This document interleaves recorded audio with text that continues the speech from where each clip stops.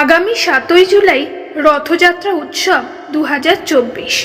এই দিন কয়েকটি বিশেষ কাজ করলেই ভাগ্যের চাকা ঘুরতে পারে। রথযাত্রার দিন অত্যন্ত শুভ নিজের ভাগ্যোদয় করার জন্য। সেই উপলক্ষে আমি আপনাদের বিশেষ কয়েকটি কাজ করতে বলবো। আষাঢ় মাসের শুক্লপক্ষের দ্বিতীয়া তিথিতে পালন করা হয় রথযাত্রা উৎসব। শুক্লপক্ষের সেই দ্বিতীয়া তিথি শুরু হচ্ছে ৬ জুলাই রাত ৮:02:৩৫ এবং শেষ হচ্ছে ৭ই জুলাই রাত ৮:৩১:৪০। শোনা যায় শুক্লপক্ষের দ্বিতীয়া তিথিতে রথে চড়ে দাদা বলরাম ও বোন সুভদ্রাকে দেখতে যান জগন্নাথ দেব। সেই উপলক্ষে এই তিথি মেনে গুন্ডিচা মন্দিরে জগন্নাথ দেবের রথযাত্রার আয়োজন হয়। এই যাত্রাকে সোজা রথযাত্রা বলা হয়। এরপর ৭ দিন পর মন্দির থেকে দেবতারা ফিরতি যাত্রা ওরফে উল্টো রথযাত্রা করেন। অর্থাৎ এবছর সোজা রথযাত্রা পড়েছে ৭ই জুলাই এবং পুনর্যাত্রা বা উল্টো রথযাত্রা পড়েছে ১৬ই জুলাই, পয়লা শ্রাবণ মঙ্গলবার দিন। এবারে আসা যাক রথযাত্রার দিন যে বিশেষ ৩টি কাজ করলে আপনার ভাগ্যের চাকা ঘুরতে বাধ্য হবে।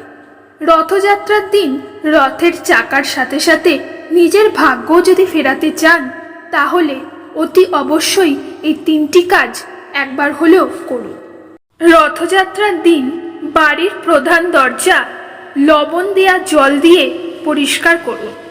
লবণ দেওয়া জল দিয়ে বাড়ির প্রধান দরজা পরিষ্কার করলে ঘরের সমস্ত নেগেটিভ এনার্জি দূর হবে।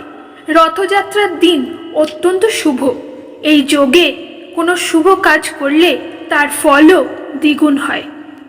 নুন যে কোনো নেগেটিভ এনার্জিকে অ্যাবজর্ব করে বাড়িকে পজিটিভ এনার্জিতে ভরিয়ে দিতে সক্ষম।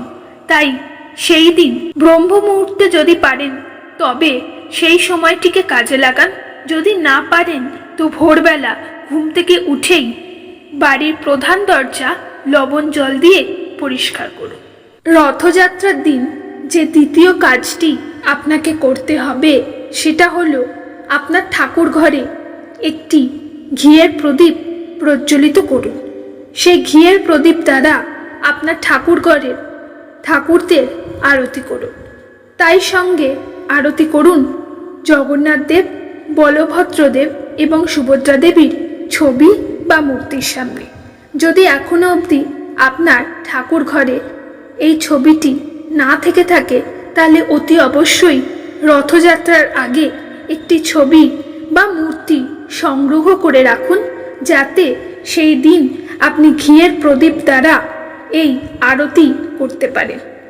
রথযাত্রার দিন যে তৃতীয় কাজটি আপনাকে করতে হবে সেটা হলো আপনাকে নিজের বাড়িতে একবার খুঁজে দেখতে হবে যদি আপনার বাড়িতে কোনো বন্ধ হয়ে যাওয়া ঘড়ি থাকে বা কোনো অকেজ ঘড়ি থাকে বা কোনো ভাঙাচোরা বস্তু যেটা আপনি দীর্ঘদিন ধরে ব্যবহার করছেন না, এরকম যদি কোনো জিনিস থাকে বা কোনো অকেজ যন্ত্র থাকে তাহলে সেই জিনিসগুলো বাড়ি থেকে বর্জন করার চেষ্টা করুন।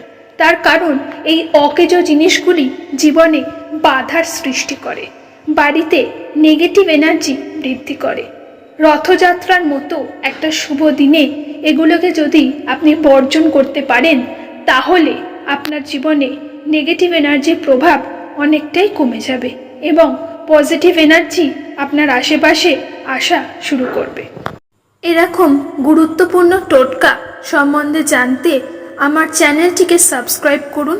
ভিডিওটি ভালো লাগলে লাইক করুন এবং এই ভিডিওটি আপনার বন্ধু বান্ধব, আত্মীয় পরিজন, বাবা মা সবাইকে শেয়ার করুন যাতে তারা এই টোটকা সম্বন্ধে জানতে পারে এবং সেটিকে কাজে লাগাতে পারে।